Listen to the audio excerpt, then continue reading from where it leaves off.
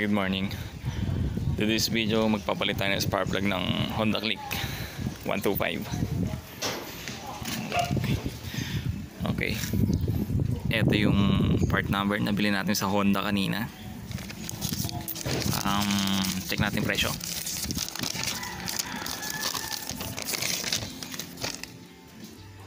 Ngayon, 200 pesos. Check natin loob. Okay, ganito siya mga paps. Long thread. Sarap ng hangin dito, lamig. So, di ba? Okay, simulan na natin. Sa pagpapalit pala, kailangan natin baklasin to. Tanggalin natin to sa. Tapos meron dito size 10. Ito, tatlo. Tsaka itong dalawa rito. Ito, tsaka ito. Tsaka yung isa sa kabila. Yan. So okay, simulan natin.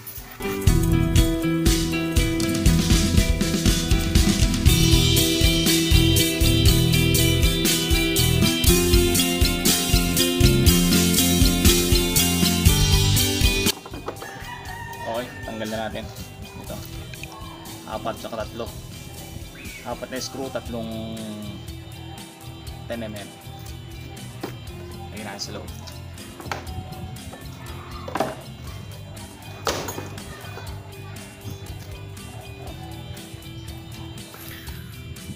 Okay, ito na itsura. Ang linis, no?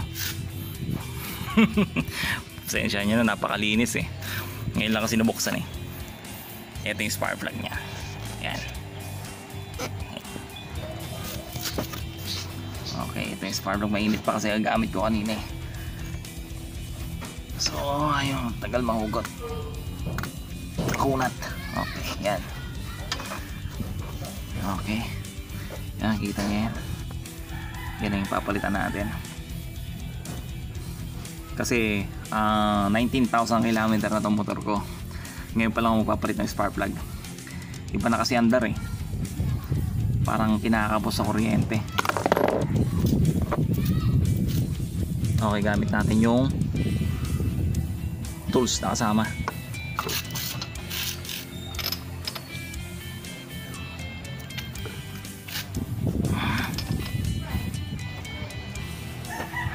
Okay, pagpihit counterclockwise lang.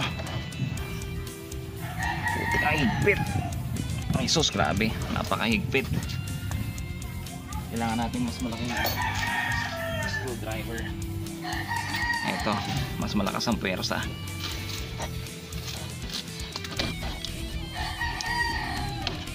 Sus, napakahigpit. Grabe. Pero tiyagaan lang talaga kasi hindi ata nagtanggal ng side flarings eh. Baka tiyagaan.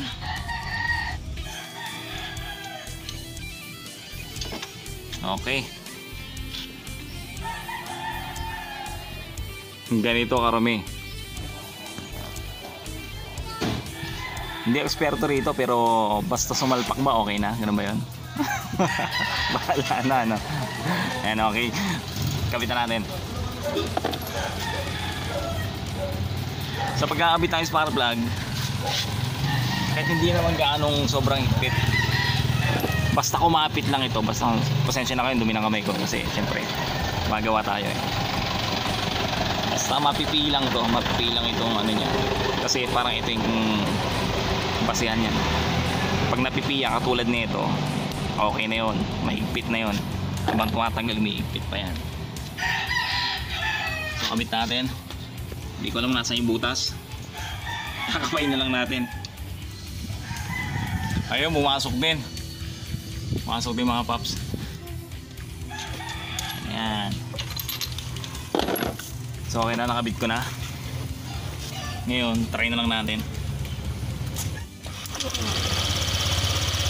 Ayun.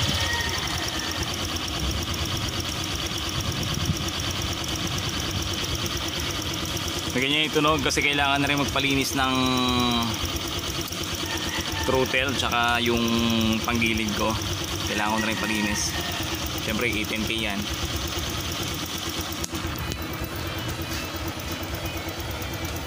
Ito yung kilometer niya. Yan. Ngayon pa lang ako nagpalit ng spark plug ko. Tapos hindi pa ako nakapagpalinis.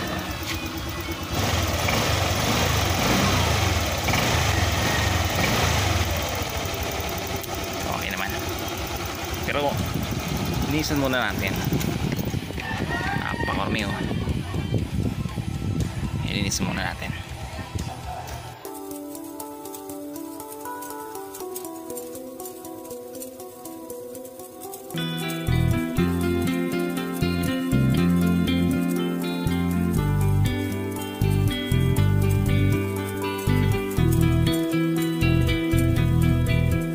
Okay, tapos na. Naikabit na rin lahat. Ayan. Ngayon try na lang natin kung maganda yung response ng throttle. So let's go. Bukan natin kung may pinagbago yung takbo.